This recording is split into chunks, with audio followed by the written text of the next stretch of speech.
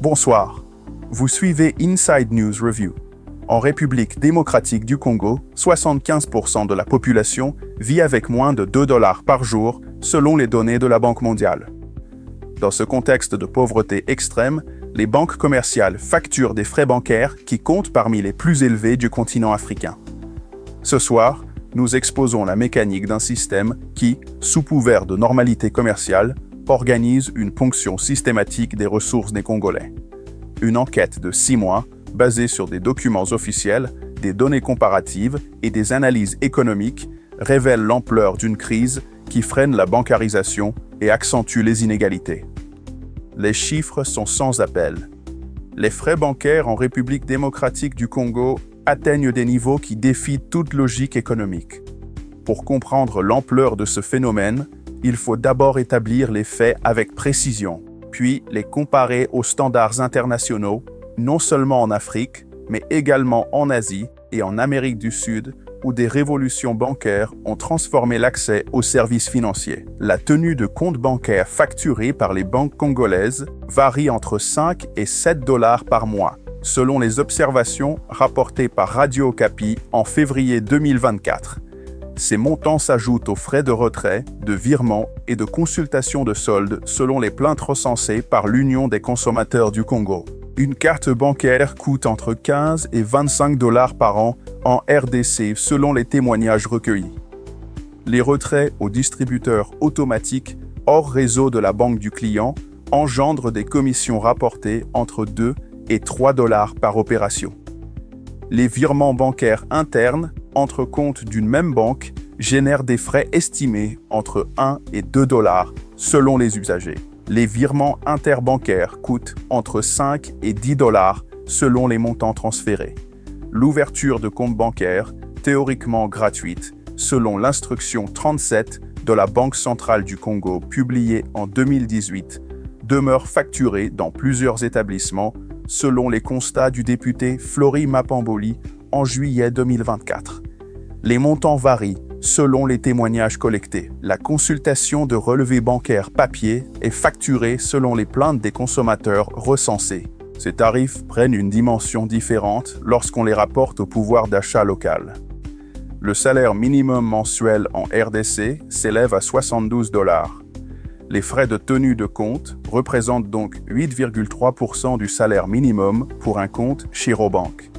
Un salarié au minimum légal qui effectue 2 retraits au distributeur d'une autre banque consacre 11,1% de son salaire mensuel aux seuls frais bancaires de base. Au Sénégal, les tarifs 2024 de Société Générale Sénégal établissent les frais de tenue de compte mensuels à 4 274 francs CFA pour un compte standard, soit 7 dollars. L'ouverture de compte est gratuite.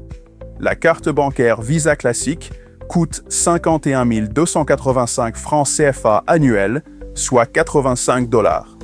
Les retraits aux distributeurs de la banque du client sont gratuits. Les retraits aux distributeurs d'autres banques locales du réseau GIM UMOA coûtent 428 francs CFA, soit 0,70 dollars. Au Kenya, le système M-Pesa de Safaricom compte 30 millions d'utilisateurs actifs en 2024. Les frais de transaction sont réglementés par la Banque centrale du Kenya. Un transfert de 1000 shillings kenyans, soit environ 7 dollars, coûte 11 shillings, soit 0,08 dollars. L'ouverture de compte M-Pesa est gratuite. Aucun frais de tenue de compte n'est appliqué. Au Rwanda, Equity Bank Rwanda propose des comptes sans frais de tenue mensuelle pour les soldes maintenus au-dessus de 10 000 francs Rwanda, soit 7 dollars. L'ouverture de compte est gratuite. Les retraits aux distributeurs de la banque sont gratuits. La carte bancaire coûte 5 000 francs Rwanda par an, soit 3,70 $.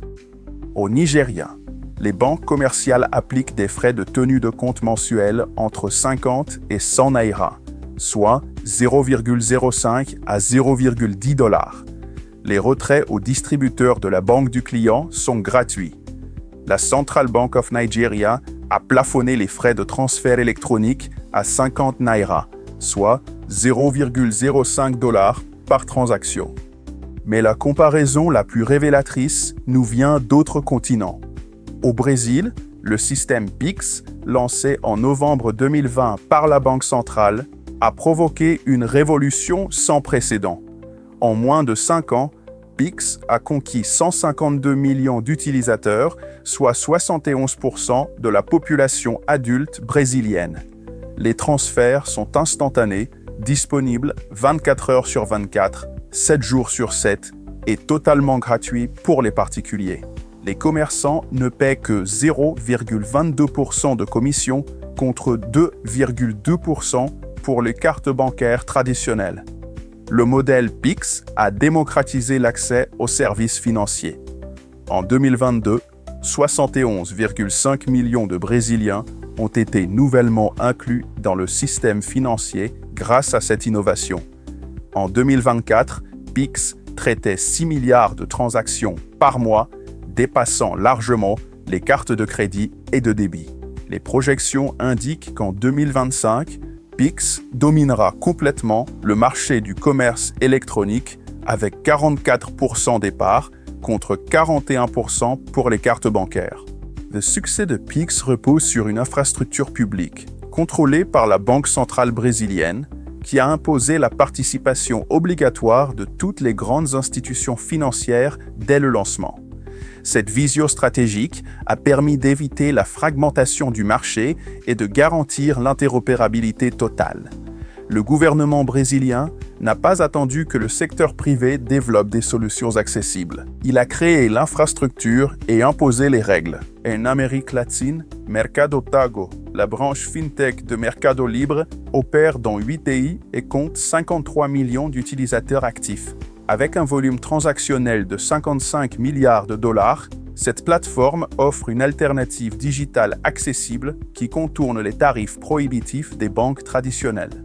Dans des pays comme l'Argentine, le Chili, le Mexique et la Colombie, Mercado Pago a permis à des millions de personnes d'accéder à des comptes digitaux, des prêts préapprouvés et des services financiers auparavant inaccessibles. Aux Philippines, en Indonésie et au Vietnam, les frais bancaires locaux restent élevés pour les transactions internationales, mais l'adoption massive des portefeuilles mobiles et des néobanques a offert des solutions de contournement. Les Philippins utilisent massivement GCash et Paymaya, systèmes qui permettent des transferts instantanés à faible coût. Au Vietnam, les banques locales comme Vietcombank et Vietinbank acceptent les paiements mobiles, mais les frais de retrait aux distributeurs s'élèvent à 3% pour les cartes Visa et Mastercard internationales. Cette comparaison établit le différentiel tarifaire. Les frais de tenue de compte en RDC sont 70 fois supérieurs à ceux du Nigeria. Les retraits interbancaires coûtent 4,3 fois plus cher en RDC qu'au Sénégal. Les services bancaires de base en RDC représentent un coût mensuel équivalent à 10% du salaire minimum, contre 1,5% au Kenya avec M-Pesa, 2% au Sénégal avec les banques traditionnelles et quasiment 0 au Brésil avec Pix. Si l'on transpose ces systèmes innovants au contexte congolais, un constat s'impose. La technologie et les modèles économiques existent. Le Kenya a développé M-Pesa dans un contexte sécuritaire et infrastructurel comparable à celui de la RDC. Le Brésil a transformé son système bancaire en moins de 5 ans avec une volonté politique forte. La RDC dispose de la pénétration mobile nécessaire, 62% de possession de smartphones, et d'une population jeune et urbaine, 15 millions de personnes, prêtes à adopter des solutions digitales. L'absence d'un système équivalent en RDC ne résulte donc pas d'une impossibilité technique ou économique. Elle traduit une absence de volonté politique et une protection implicite du système bancaire établi qui profite d'une situation de rente. Les tarifs élevés produisent un effet direct et mesurable sur l'inclusion financière. La République démocratique du Congo présente aujourd'hui un paradoxe révélateur. Tandis que le taux de bancarisation stagne à des niveaux parmi les plus faibles d'Afrique, les services de mobile money connaissent une croissance explosive qui témoigne d'une demande massive de services financiers accessibles. Cette dichotomie illustre l'échec du système bancaire traditionnel et la capacité de la population à trouver des alternatives. Les statistiques de la Banque centrale du Congo établissent le taux de bancarisation à 26% de la population adulte en 2024. Ce chiffre place la RDC parmi les pays les moins bancarisés du continent africain, loin derrière le Kenya qui affiche un taux d'inclusion financière de 82,9%, le Rwanda avec 89%, le Nigeria avec 64%, et le Sénégal avec 54%. En RDC, le nombre de comptes bancaires actifs s'élève à 2,8 millions pour une population de 100 millions d'habitants. La concentration géographique aggrave les disparités. Kinshasa concentre 68% des comptes bancaires du pays. Les provinces de l'Est et du Nord comptent moins de 5% de la population bancarisée. Cette sous-bancarisation génère une dépendance aux transactions en espèces. La circulation monétaire hors système bancaire représente 85% de la masse monétaire totale en RDC, selon les données de la Banque centrale du Congo. Cette économie de cash amplifie les risques de vol, limite la traçabilité des transactions et freine la formalisation économique. Face aux tarifs bancaires prohibitifs, la population congolaise s'est massivement tournée vers les services de paiement mobile. Les données du régulateur des télécommunications, ARPTC, révèlent une adoption explosive qui dépasse désormais la bancarisation traditionnelle. Au quatrième trimestre 2024, le marché du mobile money en RDC comptait 29 millions d'utilisateurs actifs, soit un taux de pénétration de 30,5% de la population congolaise. Ce chiffre dépasse de 4,5 points le taux de bancarisation traditionnel, démontrant que les Congolais préfèrent les solutions mobiles aux banques classiques. Vodacom, opérateur historique, domine le marché avec son service M-Pesa qui détient 47,33% de part de marché. En décembre 2024, M-Pesa comptait 6,4 millions de clients actifs, en hausse de 28,4% par rapport à 2023.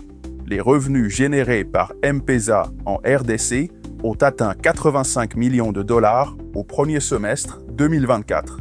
Airtel Money occupe la deuxième position avec 36,25% de part de marché. Orange Money détient 16% du marché. Africell avec AfriMoney capte 0,43% du marché. Les transactions de monnaie mobile ont généré 3,23 millions de dollars de revenus au deuxième trimestre 2024 selon les données de l'ARPTC. Le volume total des transactions mobile money dépasse désormais celui des transactions bancaires traditionnelles.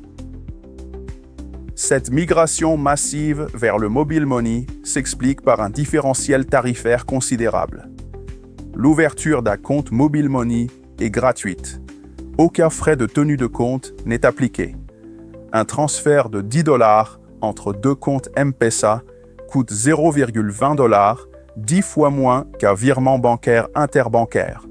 Les retraits d'espèces au point de service M-Pesa coûtent entre 0,30 et 0,50 $ selon le montant, contre 2 à 3 $ aux distributeurs bancaires hors réseau.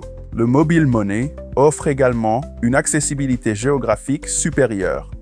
Vodacom compte plus de 22 000 points de service M-Pesa sur l'ensemble du territoire congolais, contre 1200 agences bancaires. Dans les zones rurales, le mobile money constitue souvent l'unique accès aux services financiers. Ce phénomène n'est pas propre à la RDC. Au Kenya, le succès de M-Pesa a précédé et inspiré la révolution Pix au Brésil. Au Bangladesh, Bcash compte 70 millions d'utilisateurs actifs qui effectuent 300 millions de transactions mensuelles. Ces exemples démontrent qu'en l'absence de services bancaires accessibles, les populations se tournent naturellement vers des alternatives mobiles moins chères et plus pratiques. La leçon est claire. Les Congolais ne rejettent pas les services financiers formels.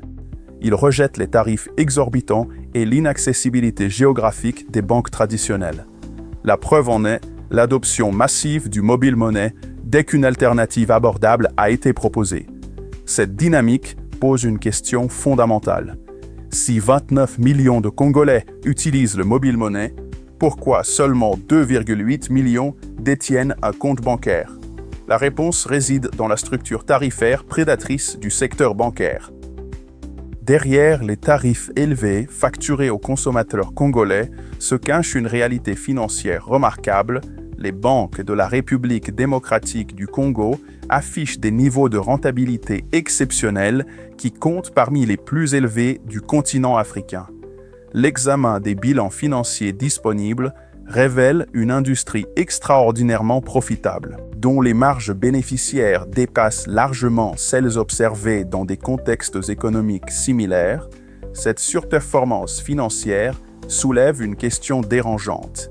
Les frais élevés sont-ils justifiés par des coûts opérationnels supérieurs ou reflètent-ils une captation de rente rendue possible par l'absence de régulation efficace?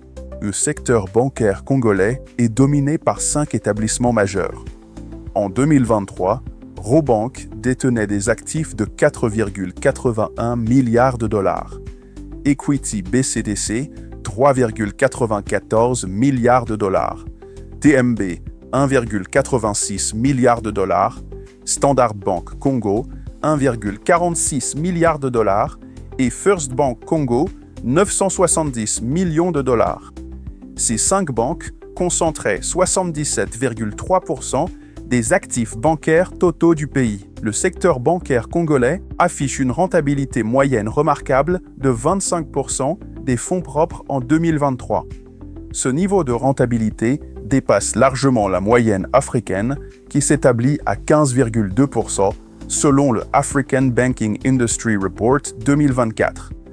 Pour contextualiser, les banques européennes considèrent une rentabilité de 10 à 12% comme satisfaisante. Les banques américaines visent 15%. Les banques congolaises dépassent ces standards de 10 points de pourcentage. Voyons le cas Robank. Une étude de rentabilité. Robank, leader du marché, offre la seule fenêtre détaillée sur la structure financière du secteur grâce à ses rapports annuels accessibles. Les chiffres sont éloquents. Robank a enregistré un résultat net de 191,4 millions de dollars en 2023 avec un produit net bancaire de 483,9 millions de dollars en croissance de 33,5% sur un an. Pour 2024, Robank a publié un produit net bancaire de 514 millions de dollars et un résultat net de 212,7 millions de dollars. Le coefficient d'exploitation s'établit à 48,07%, ce qui signifie que moins de la moitié des revenus est consacré aux charges opérationnelles. La marge nette de Robank atteint 41,2% en 2023. Concrètement, pour chaque dollar de revenus généré, Robank conserve 41 cents de bénéfices nets après toutes les charges. Ce niveau de marge est exceptionnel pour une banque commerciale. À titre de comparaison, les banques françaises affichent des marges nettes entre 8 et 15%. Les banques kenyanes, pourtant considérées comme rentables, se situent autour de 15 à 18%. Les autres banques majeures du secteur, Equity BCDC, TMB, BCDC et Standard Bank Congo, ne publient pas leur bilan financier détaillé de manière accessible au public. Cette opacité limite l'analyse comparative du secteur bancaire congolais et empêche une évaluation exhaustive des pratiques tarifaires et de leur impact sur la rentabilité globale. Toutefois, les informations partielles disponibles suggèrent que les autres banques affichent des niveaux de rentabilité comparables à Robank. L'analyse de la structure des revenus bancaires révèle une particularité congolaise.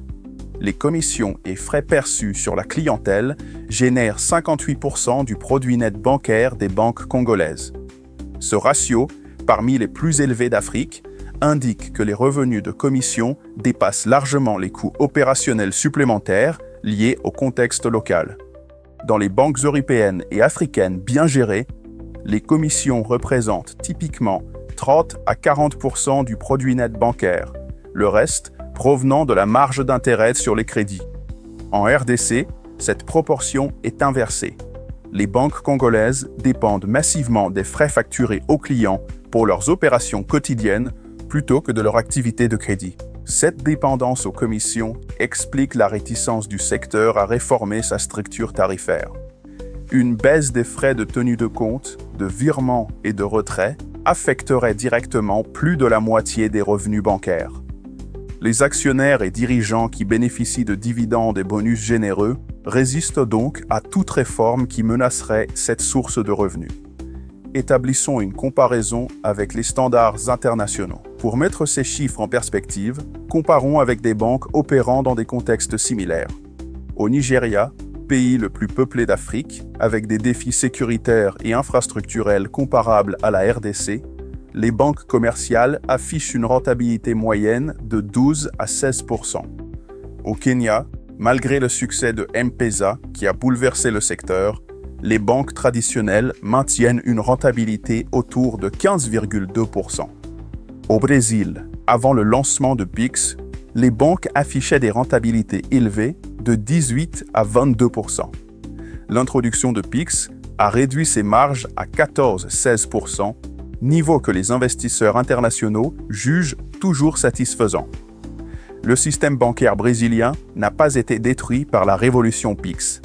Il a été contraint de s'adapter et de réduire ses marges excessives. La rentabilité exceptionnelle des banques congolaises ne peut donc s'expliquer uniquement par les coûts opérationnels élevés liés au contexte local. Elle résulte d'une structure tarifaire qui maximise les profits à court terme en extrayant le maximum de valeur d'une clientèle captive, sans considération pour l'inclusion financière ou le développement économique du pays. Les banques congolaises justifient leurs tarifs élevés par des coûts opérationnels supérieurs. L'environnement sécuritaire, l'instabilité du taux de change et les infrastructures défaillantes constituent leurs arguments principaux. Mais l'examen détaillé de cette argumentation et des mécanismes de régulation révèle des incohérences majeures qui remettent en cause la légitimité de ces tarifs. Parallèlement, l'État congolais, censé protéger les consommateurs, devrait bientôt développer, présente des défaillances réglementaires qui suggèrent une complicité passive avec les intérêts bancaires. L'environnement sécuritaire constitue l'argument principal. Le transport de fonds nécessite des mesures de protection renforcées. Les établissements bancaires emploient des sociétés de gardiennage privées pour sécuriser les agences et les convoyages.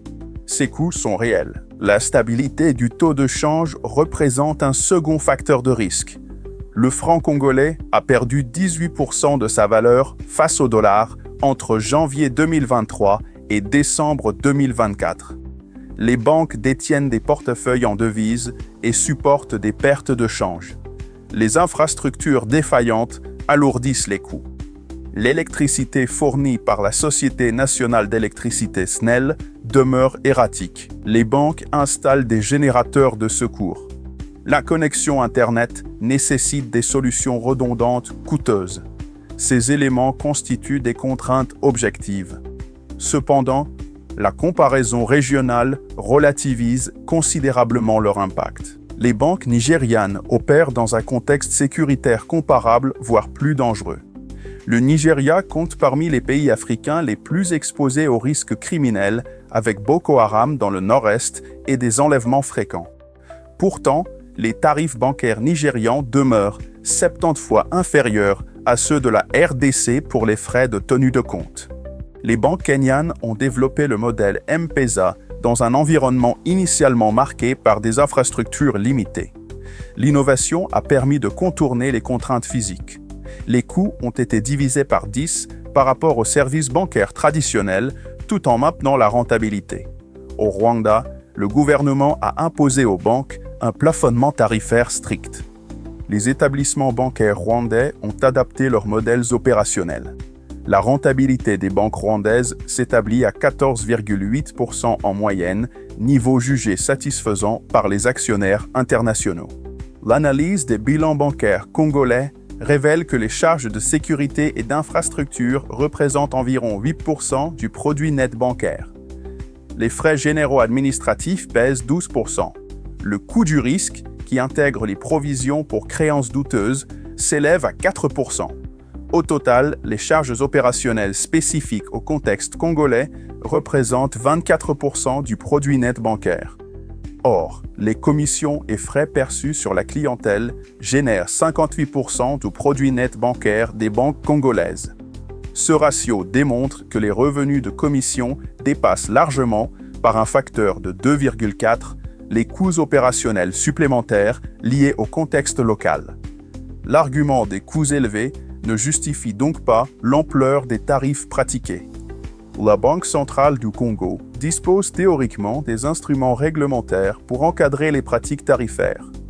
L'analyse des textes et de leur application révèle un écart significatif entre les intentions affichées et la réalité du terrain.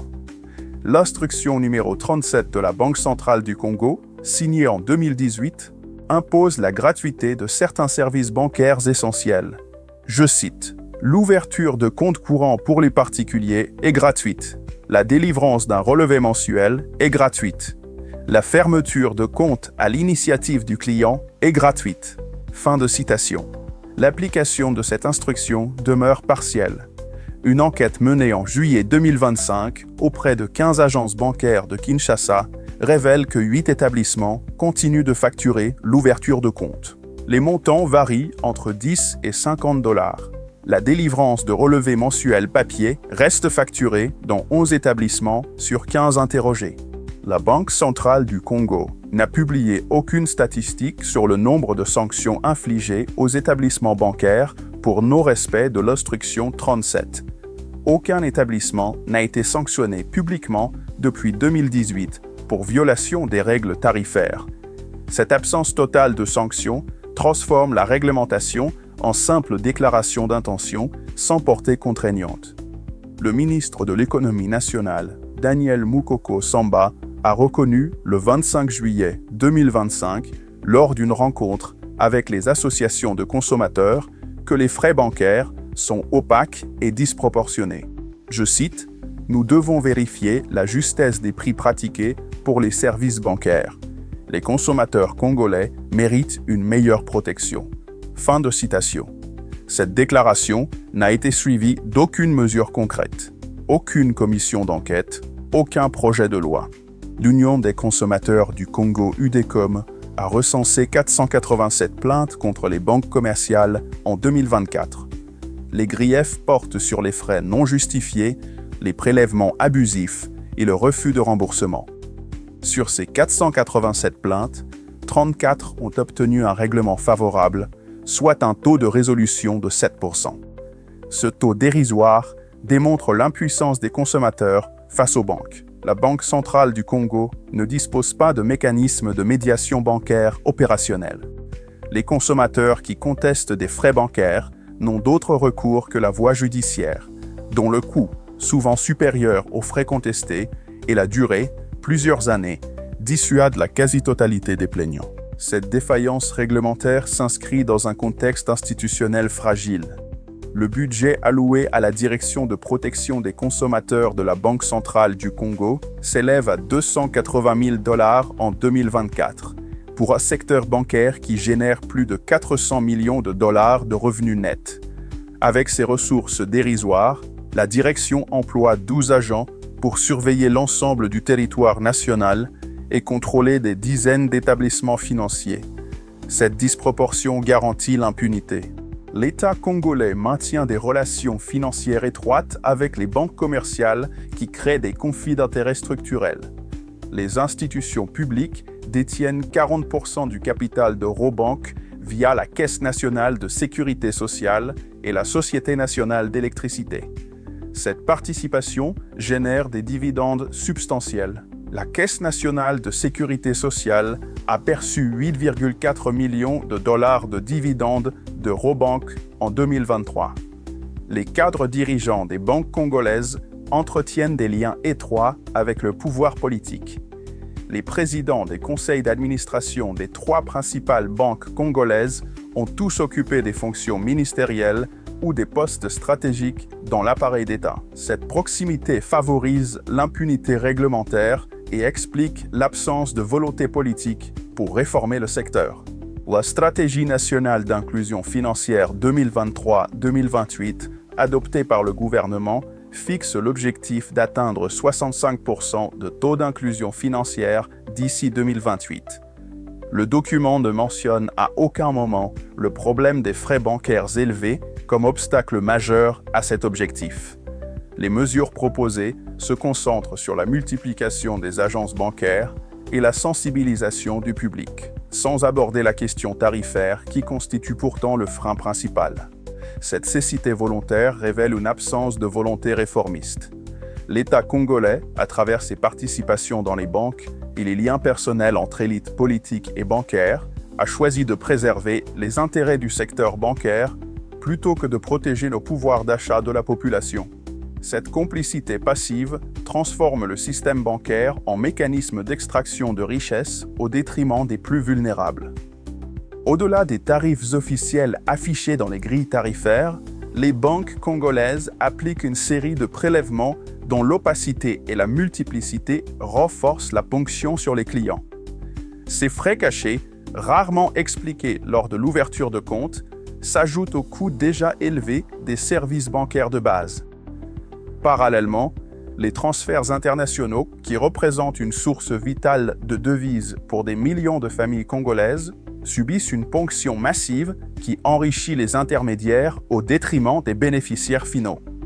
Les frais de tenue de compte subissent des variations non annoncées.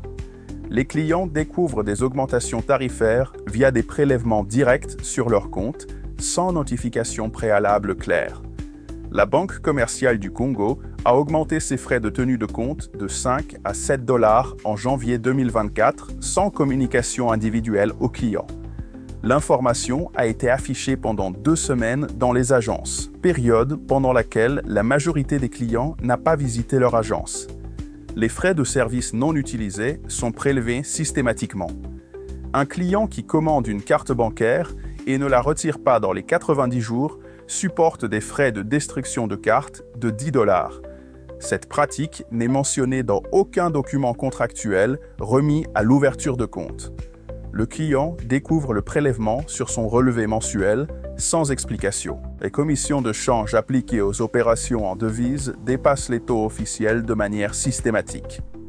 Un retrait en dollars US auprès d'un distributeur d'une banque congolaise applique un taux de change inférieur de 3 à 5% au taux officiel de la Banque centrale.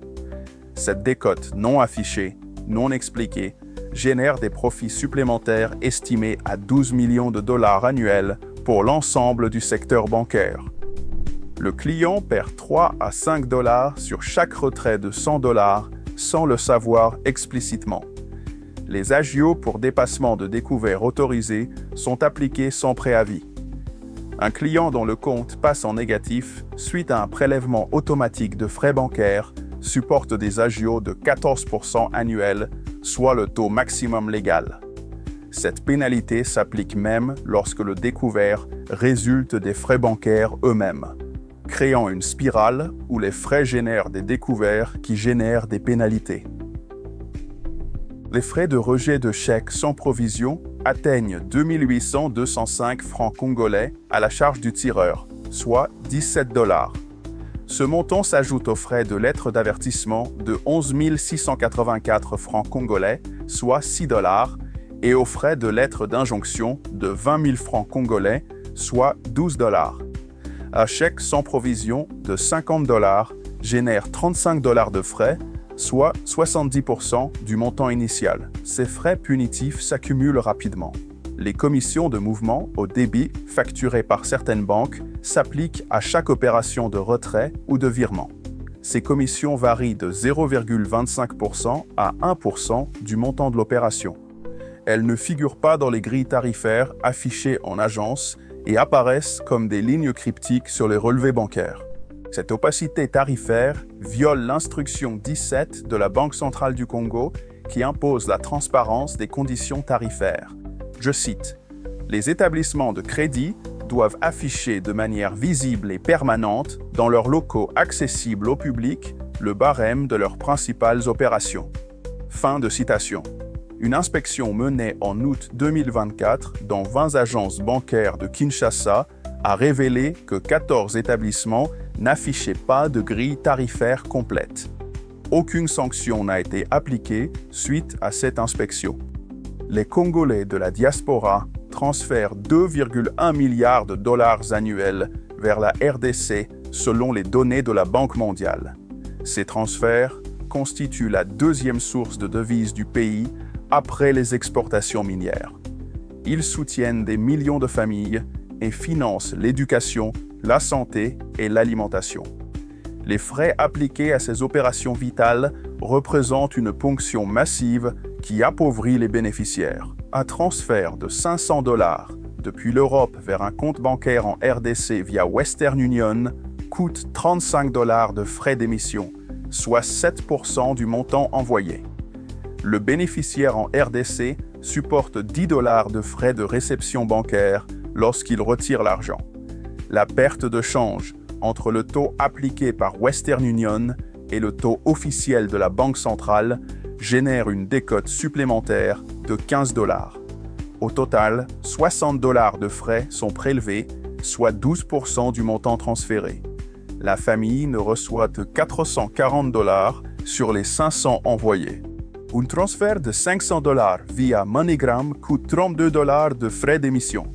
Les frais de réception bancaire s'élèvent à 12 dollars.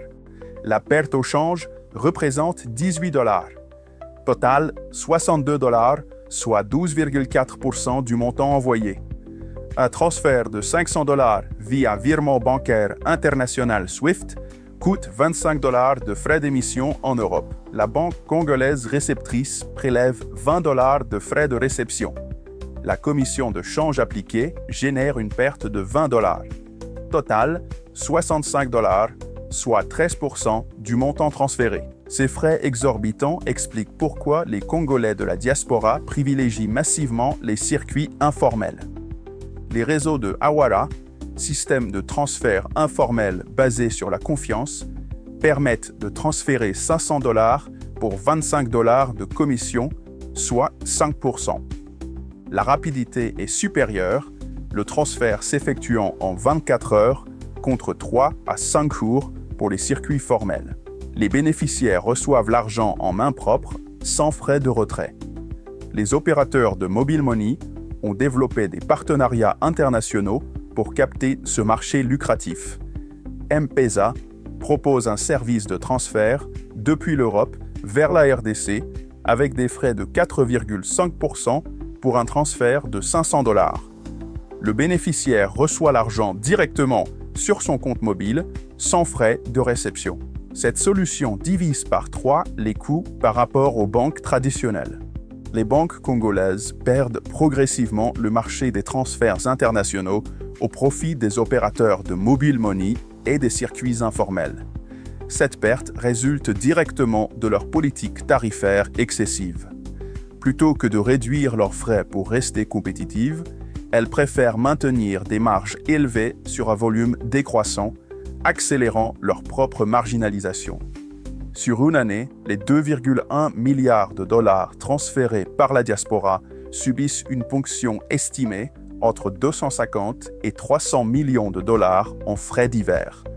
Ces sommes, extraites du pouvoir d'achat des familles congolaises, enrichissent les intermédiaires bancaires et de transferts d'argent sans créer de valeur ajoutée pour l'économie congolaise.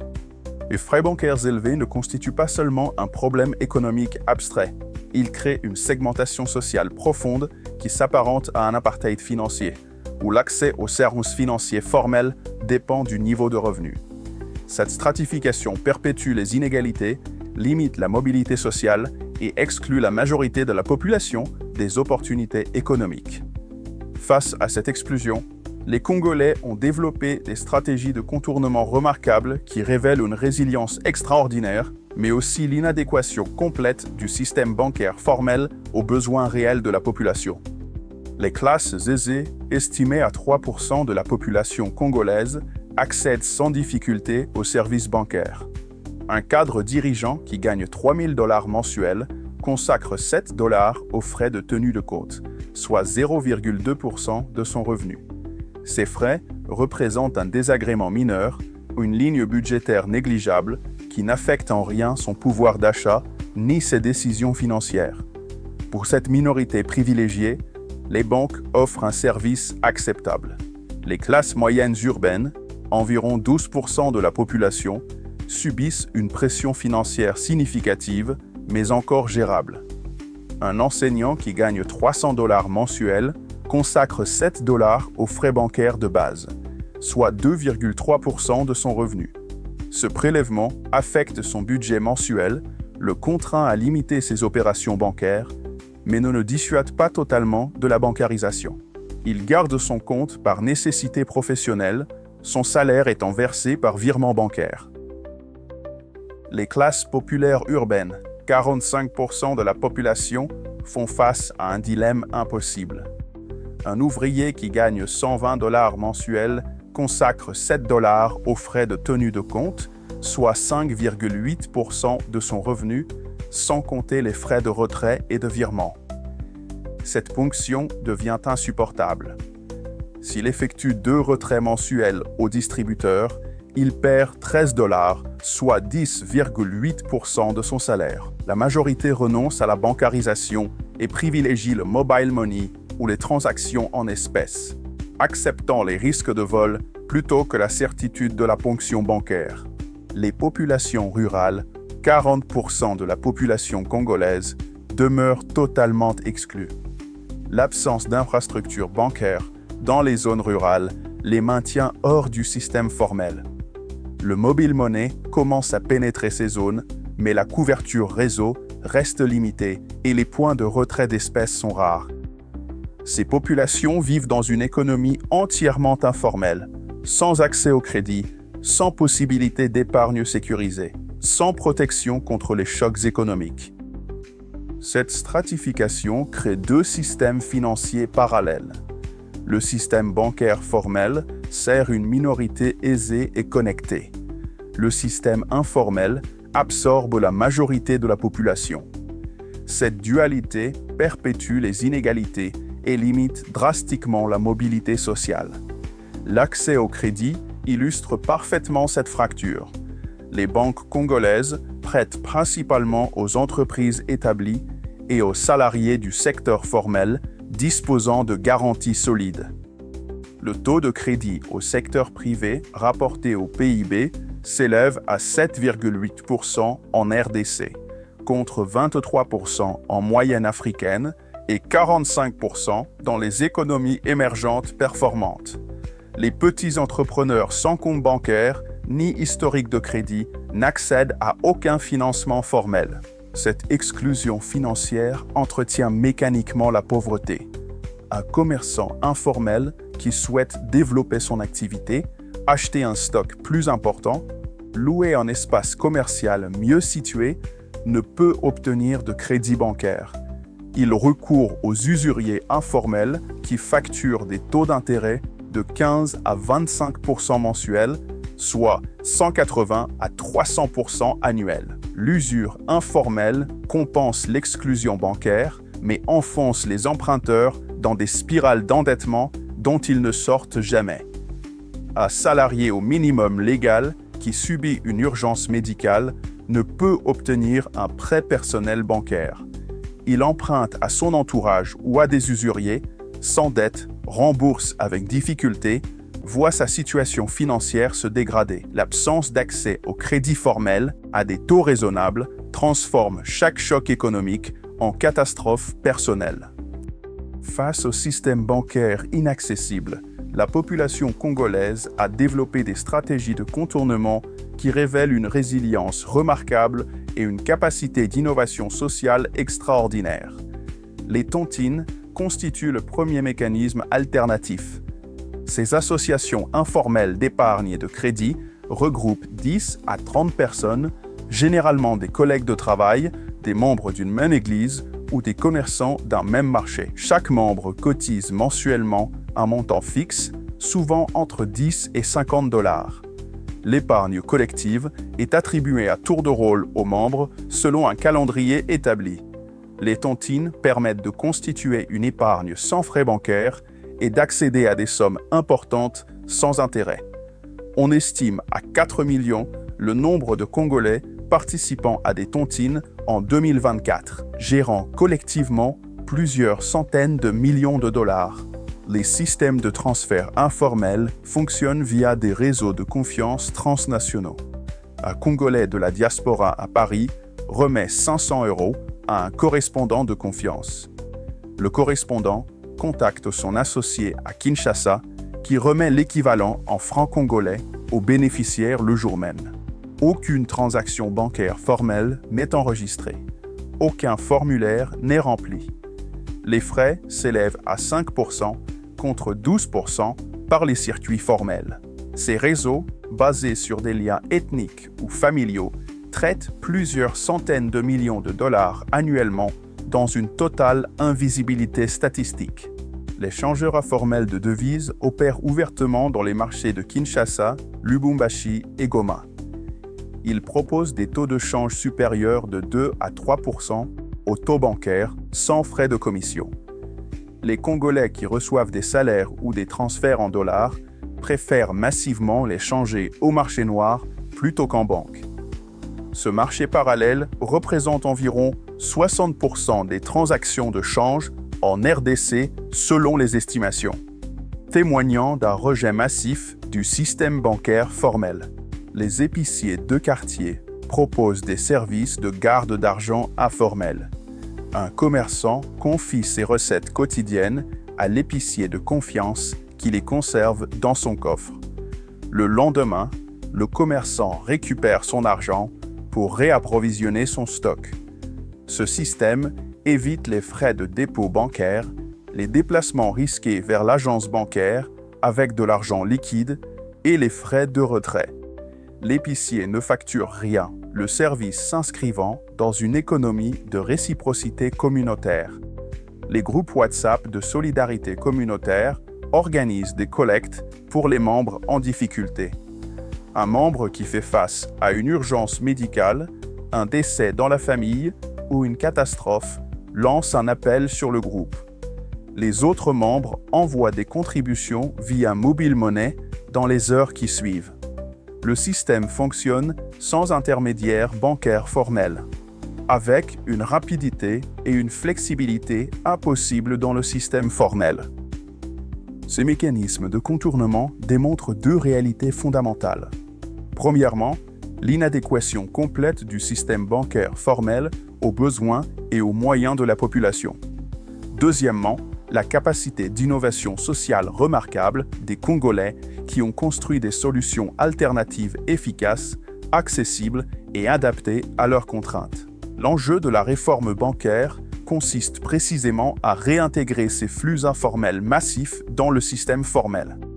Cette réintégration permettrait de sécuriser les transactions contre la fraude, de tracer les flux financiers pour améliorer la collecte fiscale et de canaliser l'épargne populaire vers l'investissement productif. Mais cette réintégration ne sera possible que si le système formel devient accessible, c'est-à-dire si les tarifs bancaires sont ramenés à des niveaux compatibles avec les revenus de la majorité de la population.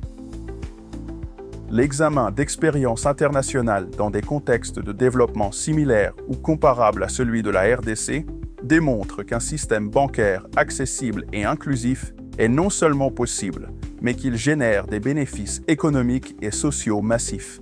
Ces exemples du Brésil à l'Inde en passant par le Bangladesh et le Ghana prouvent que la réforme tarifaire du secteur bancaire ne détruit pas la rentabilité des banques, mais la transforme en déplaçant la source des profits des marges élevées sur faible volume vers des marges raisonnables sur volume élevé.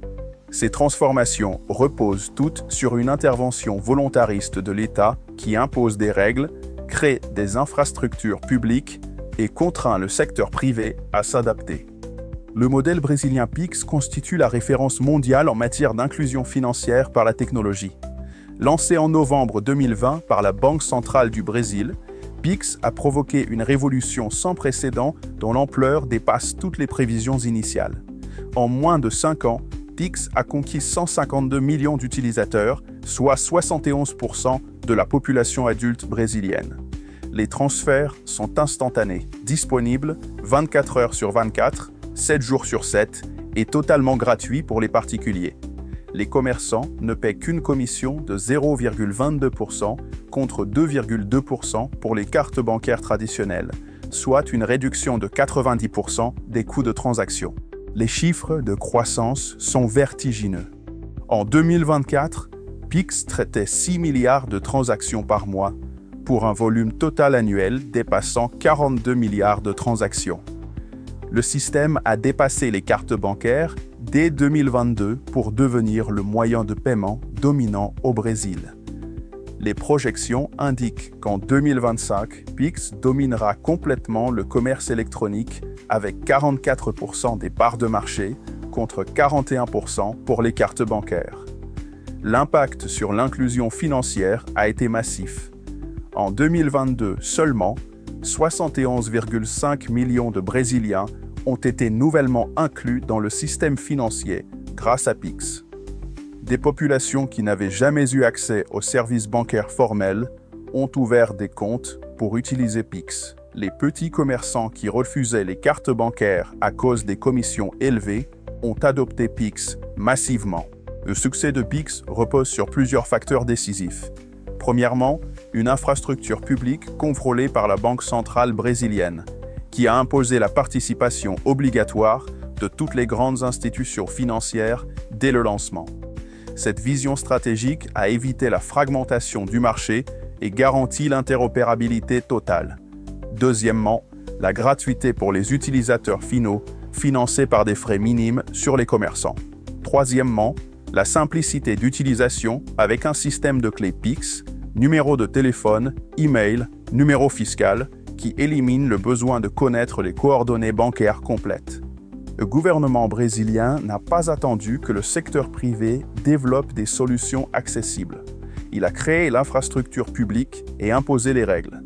Les banques brésiliennes ont protesté initialement, craignant une baisse de leurs revenus de commission. 4 ans plus tard, elles ont adapté leurs modèles économiques, développé des services additionnels payants et maintenu une rentabilité satisfaisante autour de 14 à 16%, niveau jugé excellent par les investisseurs internationaux. L'Inde a lancé en 2014 le programme Pradhan Mantri Jan Dhan Yojana visant la bancarisation universelle. Le gouvernement indien a imposé aux banques l'ouverture gratuite des comptes bancaires de base sans condition. Les frais de tenue de compte sont interdits pour les comptes dont le solde reste inférieur à 10 000 roupies, soit 120 $. Les virements interbancaires via le système UPI, Unified Payments Interface, sont totalement gratuits. Les résultats ont dépassé toutes les attentes. En 5 ans, 460 millions de comptes bancaires ont été ouverts, apportant des services financiers à des centaines de millions d'Indiens précédemment exclus. Le taux de bancarisation de l'Inde est passé de 35% en 2014 à 80% en 2024. Le système UPI traite aujourd'hui plus de 10 milliards de transactions mensuelles, transformant l'Inde en économie digitale de premier plan. Les banques indiennes ont compensé la gratuité des services de base par plusieurs leviers. Premièrement, la multiplication du volume de transactions a généré des revenus significatifs malgré les faibles marges unitaires. Deuxièmement, les comptes bancaires massifs ont créé une base de dépôt considérable que les banques utilisent pour leurs activités de crédit. Troisièmement, les banques ont développé des services payants additionnels, assurance, investissement, crédit, qu'elles vendent à leurs clients désormais bancarisés. Le Bangladesh a développé un modèle bancaire mobile avec bKash, lancé en 2011 par l'opérateur mobile BRAC Bank et Ant Financial. L'ouverture de compte est gratuite. Les transferts entre comptes bKash coûtent 0,015 $ pour un transfert de 10 $, soit 0,15%. Le modèle repose sur un réseau de 200 000 agents répartis sur l'ensemble du territoire, y compris dans les zones rurales les plus reculées. bKash compte 70 millions d'utilisateurs actifs en 2024. Le service traite 300 millions de transactions mensuelles pour un volume total de 5 milliards de dollars mensuels. La rentabilité de Bcash repose sur le volume considérable et sur des services additionnels comme les paiements de factures, les transferts internationaux et les microcrédits. L'impact social a été transformateur. Des millions de travailleurs ruraux reçoivent leur salaire via Bcash. Les envois de fonds depuis l'étranger passent par Bcash à des coûts 10 fois inférieurs aux banques traditionnelles. Les petits commerçants acceptent les paiements Bcash sans équipement coûteux. L'économie bangladaise s'est largement formalisée grâce à cette infrastructure accessible. Le Ghana a adopté en 2019 une réglementation imposant la gratuité des virements interbancaires. La Banque centrale du Ghana a développé un système de paiement instantané gratuit, accessible à toutes les banques. Les banques ghanéennes ont protesté vigoureusement contre cette mesure, invoquant des menaces sur leur rentabilité. La Banque centrale a maintenu sa décision fermement. Les résultats ont validé la décision réglementaire. Le volume des transactions digitales au Ghana a été multiplié par 4 en 3 ans. Les banques ghanéennes ont développé leurs revenus par les crédits à la consommation, les services aux entreprises et les produits d'investissement. La rentabilité moyenne du secteur bancaire ghanéen s'établit à 16,8%, niveau jugé excellent et supérieur à de nombreux marchés africains où les frais bancaires restent élevés. Peut-on transposer ces leçons à la RDC? Ces exemples convergent vers plusieurs leçons fondamentales directement applicables au contexte congolais. Premièrement, une intervention réglementaire volontariste produit des résultats rapides et massifs. Le Brésil, l'Inde, le Bangladesh et le Ghana ont tous agi par décision politique forte, imposant des règles au secteur bancaire plutôt que d'attendre une évolution spontanée qui ne viendrait jamais. Deuxièmement, la baisse des tarifs bancaires n'a détruit la rentabilité d'aucun secteur bancaire. Dans tous les cas, les banques ont adapté leurs modèles économiques, développé le volume, diversifié leurs sources de revenus et maintenu des rentabilités satisfaisantes entre 14 et 17%, niveau considéré comme excellent par les investisseurs internationaux. Troisièmement, l'inclusion financière génère des bénéfices économiques et sociaux massifs qui dépassent largement les intérêts particuliers du secteur bancaire. La formalisation de l'économie, l'augmentation des recettes fiscales, le développement du crédit productif, la sécurisation des transactions, tous ces bénéfices profitent à l'ensemble de la société. Quatrièmement, la technologie mobile et digitale permet de contourner les contraintes infrastructurelles. Le Kenya avec M-Pesa, le Bangladesh avec Bcash, le Brésil avec Pix ont tous démontré qu'une infrastructure digitale bien conçue surpasse les banques traditionnelles en termes d'accessibilité géographique et de coût. La RDC dispose de tous les ingrédients nécessaires pour répliquer ses succès. Une pénétration mobile de 62% de smartphones, une population jeune et urbaine de 15 millions de personnes, des opérateurs télécoms établis avec des réseaux étendus, une demande massive de services financiers accessibles démontrée par le succès du mobile money. Ce qui manque, c'est uniquement la volonté politique de réguler le secteur bancaire et de créer les infrastructures publiques nécessaires. Au terme de cette première partie de notre enquête, les faits sont établis avec une précision incontestable. Les banques congolaises pratiquent des tarifs qui comptent parmi les plus élevés au monde. 7 $ mensuels pour la simple tenue d'un compte, jusqu'à 10 $ pour un virement interbancaire, à 3 $ pour chaque retrait hors réseau. Ces montants, rapportés au pouvoir d'achat congolais, équivalent à ce qu'un Parisien paierait 23,80 € par mois, 27 € par virement, des sommes qu'aucun Européen n'accepterait. Ces tarifs génèrent une rentabilité exceptionnelle. Rawbank affiche une marge nette de 41,2%.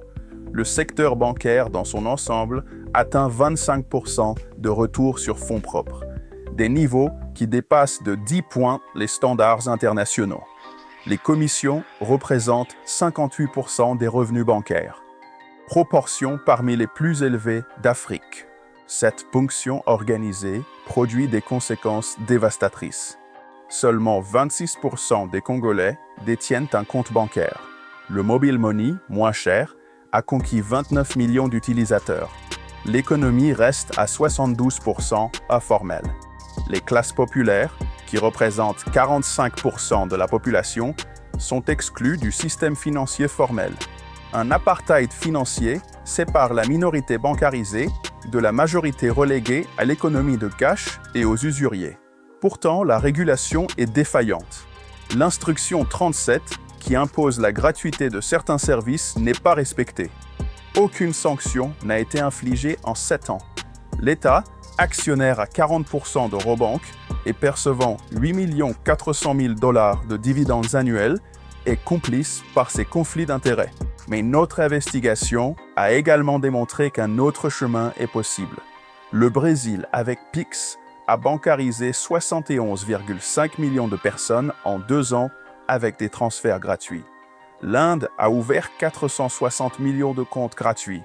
Le Kenya, le Bangladesh, le Ghana ont réformé leur secteur bancaire sans détruire leur rentabilité. Ces pays prouvent qu'une intervention politique volontariste transforme l'inclusion financière en quelques années. La question n'est donc plus de savoir si la réforme est techniquement possible. Elle l'est. Les exemples internationaux le prouvent.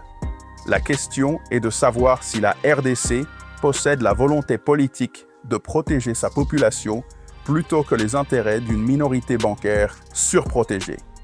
Dans la deuxième partie de cette enquête, nous répondrons à une question pratique et concrète. Comment créer une banque accessible en République démocratique du Congo?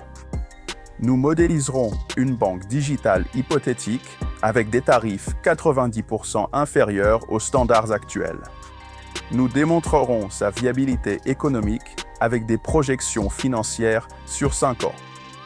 Nous analyserons les 2 scénarios qui s'offrent au pays d'ici 2030.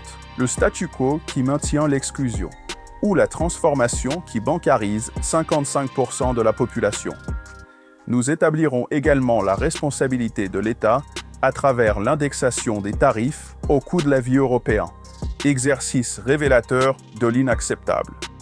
Nous examinerons les choix politiques qui détermineront si la RDC suivra la voie brésilienne et kenyane ou maintiendra un système qui enrichit quelques-uns en appauvrissant des millions. Les solutions existent. Les modèles ont été testés avec succès ailleurs. Les technologies sont disponibles. Seule la volonté politique manque. C'est ce que nous explorerons dans la seconde partie de cette investigation. Retrouvez-nous prochainement pour la suite de notre enquête Inside News Review. Le système bancaire en RDC, une ponction organisée, deuxième partie. Merci de votre attention et à la prochaine.